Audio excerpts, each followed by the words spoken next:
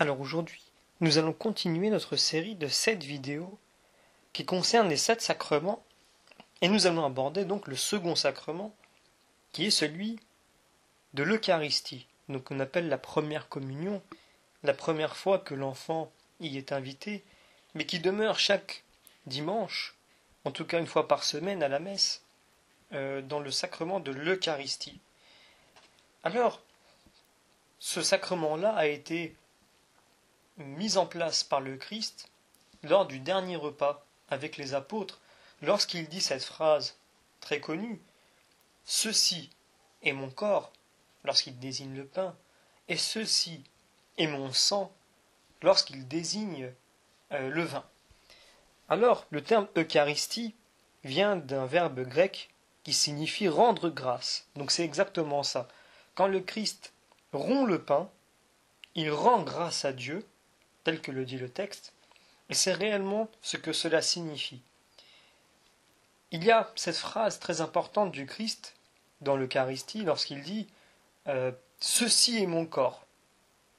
Eh bien, elle est interprétée de différentes manières selon si nous sommes catholiques ou orthodoxes, ou sinon si on est protestant. La différence, c'est que est-ce que c'est une présence réelle du Christ ou pas? Est-ce que c'est une présence réelle, substantielle, ou est-ce que c'est seulement par signification que le Christ est présent? C'est un symbole en quelque sorte. Alors, quand le Christ dit « Ceci est mon corps », il donne un jugement substantiel, c'est-à-dire que quand le prêtre consacre le pain et qu'il impose les mains par-dessus, par un miracle substantiel, ce pain n'est plus du pain, c'est le corps du Christ. Donc, c'est une présence qui est réelle. Le Christ a choisi de continuer à se manifester à travers cette chose si simple qui est l'Eucharistie. Cette toute petite chose. Il a choisi de se manifester dans ce qu'il y a de plus simple. Cette hostie consacrée où il est présent réellement, où il communie avec nous. Alors, évidemment, au-delà de la transformation du pain et du vin, ce qui nous est demandé, c'est que lorsque nous communions, il y ait dans notre vie une véritable transformation des cœurs, une véritable transformation de l'intérieur de chacun. Alors, je vais anticiper une petite question qui est souvent posée, c'est mais pourquoi prenons-nous le pain à la messe, mais nous ne prenons pas le vin? Certains diront, mais ça veut dire qu'on ne fait pas exactement ce que le Christ nous dit lorsqu'il dit « Ceci est mon corps » en désignant le pain, et « Ceci est mon sang » en désignant le vin. Alors la réalité c'est que quand on prend le corps du Christ, donc le pain, on prend à la fois le corps et le sang, puisque dans le corps, il y a le sang. Alors vous me direz, mais dans ce cas, pourquoi le prêtre, lui, prend le vin? Alors, c'est pour continuer cette symbolique qui s'est passée au moment du repas de la Cène, et donc où Jésus dissocie le corps, donc à travers le pain, et le vin à travers du sang. Alors, le jeune enfant qui vient de faire le baptême, et qui maintenant se prépare à la première communion, notamment après le catéchisme, donc il est catéchumène, on lui explique quelle est la signification de l'Eucharistie. Alors, quand il y a la messe de l'Eucharistie, où l'enfant fait pour la première fois sa première communion, donc il y a toute cette symbolique, à savoir l'enfant qui rentre dans l'église. Donc cela symbolise le chemin qu'il a parcouru, déjà entre le moment où il a été baptisé, le moment où il a fait le catéchisme, donc il a commencé à avoir un éveil, même plus qu'un éveil, au sujet de la foi chrétienne, et il est appelé par le prêtre. Il est appelé à venir communier. Donc c'est comme un appel du Christ à venir communier avec nous. Et l'enfant répond positivement.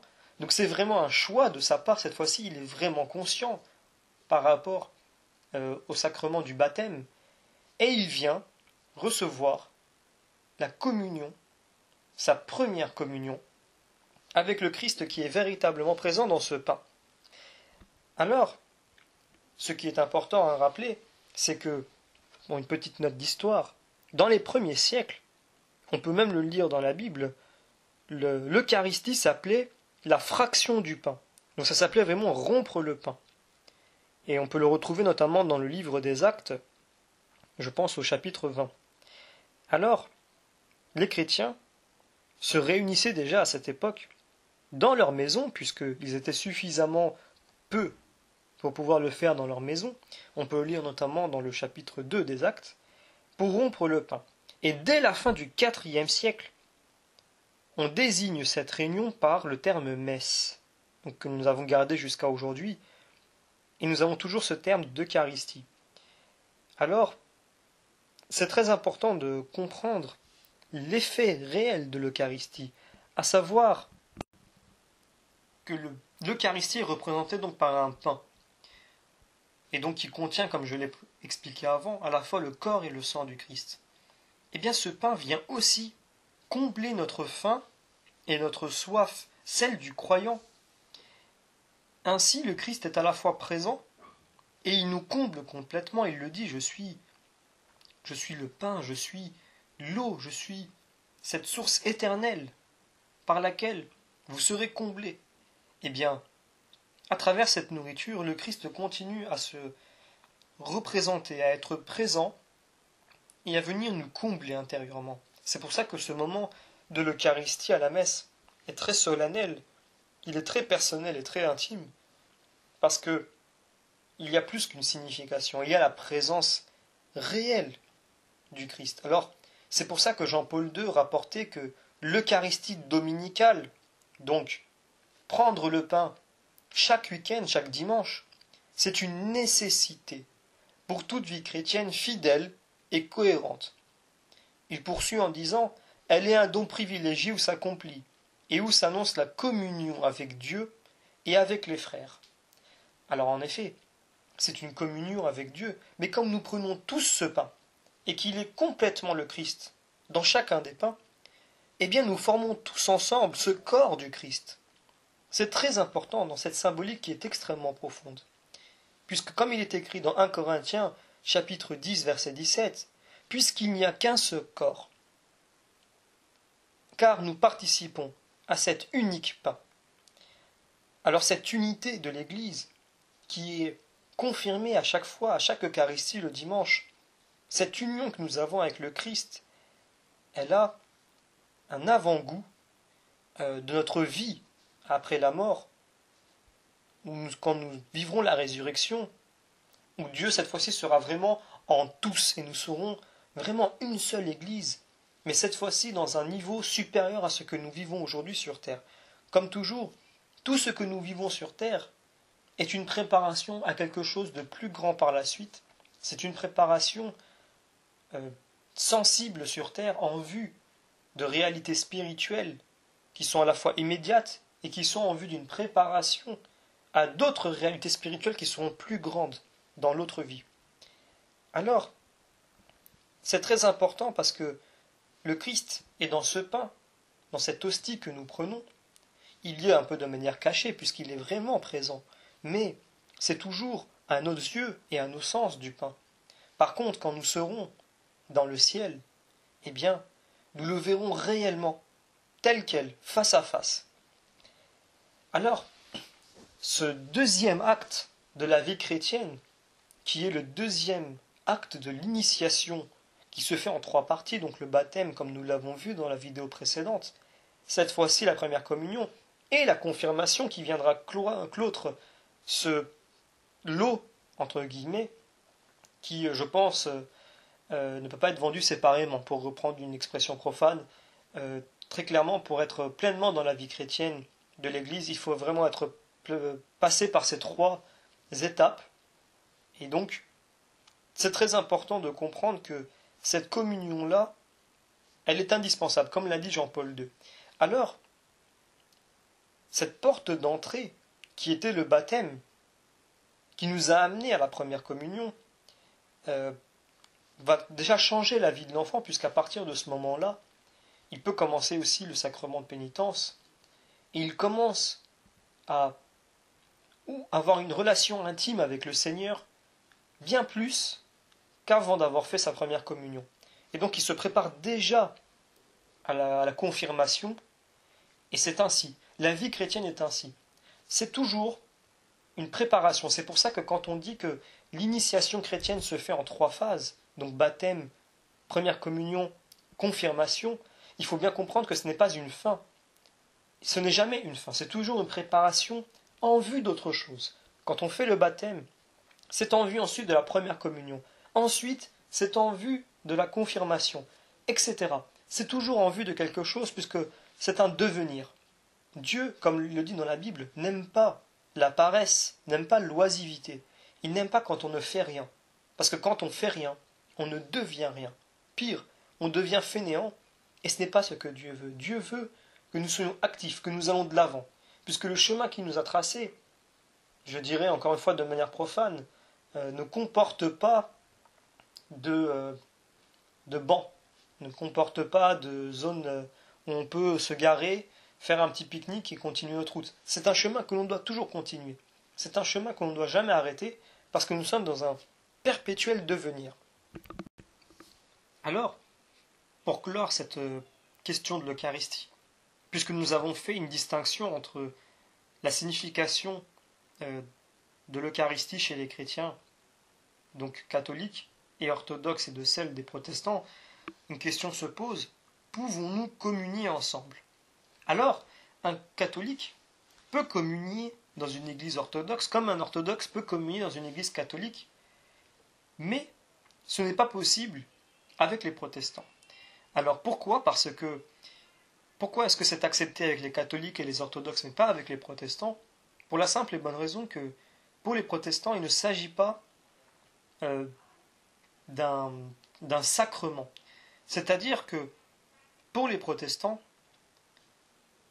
il s'agit d'un sacrement, mais celui qui ordonne l'Eucharistie chez les protestants, en dehors du fait qu'il n'a pas la même signification que chez les chrétiens catholiques, il n'est pas ordonné. C'est-à-dire qu'un pasteur n'a pas été ordonné, il n'est pas passé par le sacrement de l'ordre. Et donc, ce n'est pas le cas pour le prêtre orthodoxe qui, lui, est passé par le sacrement de l'ordre et qui, dans sa liturgie, a les mêmes gestes que le prêtre catholique. C'est important à comprendre parce que ça montre pourquoi nous refusons, nous ne validons pas la communion chez les protestants, parce qu'il manque ce paramètre qui est extrêmement important, qui est présent chez les catholiques, et donc il y a, comme on pourrait dire, entre guillemets, un accord entre les deux courants catholiques et orthodoxes pour qu'il puisse y avoir communion mutuelle. C'est-à-dire que si aujourd'hui un orthodoxe fait sa première communion chez les orthodoxes, puis qu'il déménage par exemple et qu'il se retrouve dans un pays où il n'y a pas beaucoup d'orthodoxes, voire pas du tout, et qu'il veut faire sa confirmation, ou alors s'il veut se marier, ou alors s'il veut être un parrain d'un enfant, eh bien si il a fait sa première communion chez les orthodoxes, c'est comptabilisé chez les catholiques comme une première communion valide. Donc c'est très important de bien comprendre que les chrétiens catholiques et orthodoxes peuvent communier réciproquement les uns chez les autres. Et pourquoi on ne peut pas communier avec les protestants? Donc pour la simple et bonne raison que le pasteur n'est pas ordonné, il n'est pas passé par le sacrement de l'ordre, et donc il ne peut pas, selon les critères de l'Église catholique et orthodoxe, présider l'Eucharistie. Alors on terminera cette vidéo simplement en disant quels sont ceux qui ne peuvent pas communier.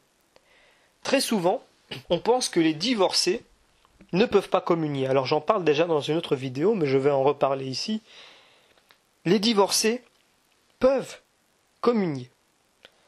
Mais les divorcés remariés ne peuvent pas communier. C'est là la différence entre les deux. Pourquoi? Il ne faut pas oublier que le mariage est une réalité sensible, réelle, qui représente une réalité spirituelle qui est le mariage entre l'homme et Dieu. Dans l'Église, il n'est permis qu'un seul mariage. C'est-à-dire que quand vous vous mariez à l'Église, vous ne pouvez pas vous remarier une seconde fois. Tout simplement parce que le divorce n'existe pas dans l'Église. On peut annuler un mariage, donc je vous invite à voir la vidéo qui parle sur la famille, sur le mariage, pour des explications beaucoup plus détaillées. Mais dans l'Église, seul le divorcé remarié ne peut pas participer à l'Eucharistie. Il peut venir jusqu'au prêtre avec les bras en forme de croix, donc ça formerait chaque main qui serait posée sur l'épaule opposée, venir vers le prêtre qui comprendra que cette personne-là ne peut pas communier avec le corps du Christ, mais qu'elle veut communier spirituellement, puisqu'elle a divorcé, donc qu'elle a rompu cette alliance qu'elle avait avec son âme sœur, qu'elle a rompu ce qui représente le mariage entre elle et Dieu, elle ne peut donc pas communier avec Dieu, puisqu'elle a rompu cette alliance qu'elle avait avec son mari qui représente la communion avec Dieu. Alors cette personne-là vient les bras en forme de croix devant le prêtre qui comprendra sa situation, qui la bénira évidemment, qui fera un signe de croix sur elle et qui évidemment l'invitera à communier spirituellement avec Dieu et non pas physiquement. Donc à travers l'Eucharistie quand nous prenons le pain. Donc c'est la seule catégorie qui ne peut pas communier. Le divorcé qui n'est pas remarié peut communier à l'Église.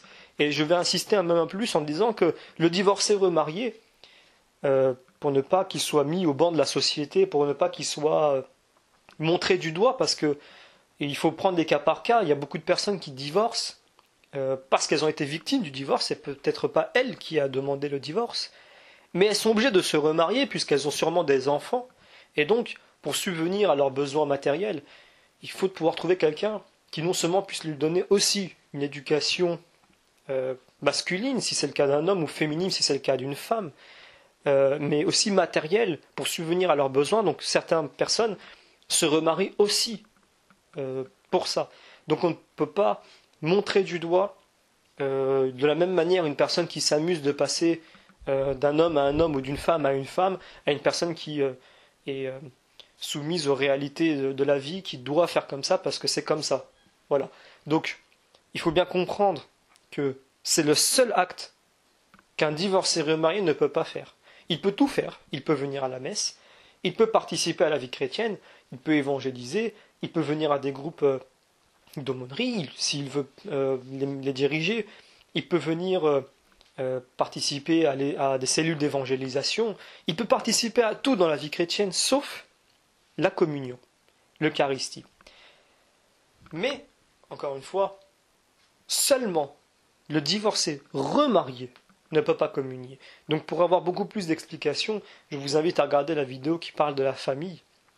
Et donc, vous aurez l'explication de ça. Alors, je termine donc cette vidéo en terminant donc sur l'explication de l'Eucharistie. C'est un moment très solennel, c'est un moment très privé, c'est un moment qu'il faut vraiment faire tous les dimanches, qu'il faut renouveler tous les dimanches. Le Christ veut qu'on se rappelle de son dernier repas avec les apôtres, et certes il n'est plus présent tel qu'il était présent avec les apôtres, mais il reste présent à travers le pain. Le Christ est toujours présent, il l'a toujours été de diverses manières dans l'histoire de l'humanité, il ne nous quittera pas. Tous les dimanches, vous pouvez communier avec lui. Il y a aussi le sacrement, je fais aussi une vidéo sur le Saint-Sacrement, vous pouvez communier tous les jours avec lui, cette fois-ci d'une autre manière, plus profonde encore, plus spirituelle, mais le Christ est réellement présent à travers l'Eucharistie, c'est pour ça que l'Église prend très au sérieux cet acte, qu'elle prépare l'enfant à travers le catéchisme, et pour celui qui n'y est pas passé, qui est peut-être un peu plus âgé, qui passe par d'autres séances, où le prêtre prend soin d'expliquer à l'enfant qu'est-ce que la communion, puisque cette fois-ci, comme ce n'est pas un baptême, son acte de foi, sa tournure de cœur est concernée. C'est-à-dire qu'il ne peut pas y avoir communion. S'il vient comme ça prendre le pain, ce n'est pas de la magie. C'est vraiment, lui doit être conscient. Dieu, lui, est conscient. Il ne faut pas s'inquiéter pour ça, mais il faut s'inquiéter si la personne est consciente. Et si elle est consciente, il y aura communion. Si elle n'est pas consciente, il n'y a pas de communion, et l'Église ne fait pas des choses pour les faire, pour remplir des cases et pour comptabiliser à la fin combien nous avons communié de personnes. Beaucoup de jeunes aujourd'hui demandent la première communion. On donne des dates très souvent qui sont assez accessibles pour que la personne puisse assister à des réunions de communion et puis savoir ce que représente la communion pour s'y préparer. Certains viennent la demander peut-être parce que les parents veulent qu'ils communient. C'est pour ça que on dit toujours aux parents laissez votre enfant faire ce choix, parce que si vous le forcez, eh bien il ne peut pas y avoir communion s'il lui-même ne veut pas ou s'il n'est pas conscient. Et donc beaucoup de jeunes sont un peu forcés par leurs parents, et puis demandent un peu malgré eux aux prêtres de faire la première communion, donc de s'y préparer. Ils ne viennent pas aux réunions, ou alors ils viennent sur une réunion sur 5, parce que généralement, en tout cas dans notre secteur, elles sont divisées en 5 réunions, c'est le cas pour généralement à peu près tout le monde. Eh bien, le prêtre peut dire à la personne, non, tu ne communieras pas parce que tu n'es pas prêt. Je ne juge pas que tu es prêt à être communié, à recevoir le sacrement de l'Eucharistie. Et donc, c'est pour ça que c'est très important. Ce n'est pas comme le baptême, encore une fois, où c'est un acte qui ne concerne que Dieu, qui ne concerne plus l'enfant. Là, cette fois-ci, l'enfant est concerné, il rentre vraiment dans la communion avec Dieu, et il confirmera à la fois cet acte-là, et à la fois le baptême, donc le choix de ses parents, lors du sacrement de confirmation que nous verrons dans la vidéo suivante.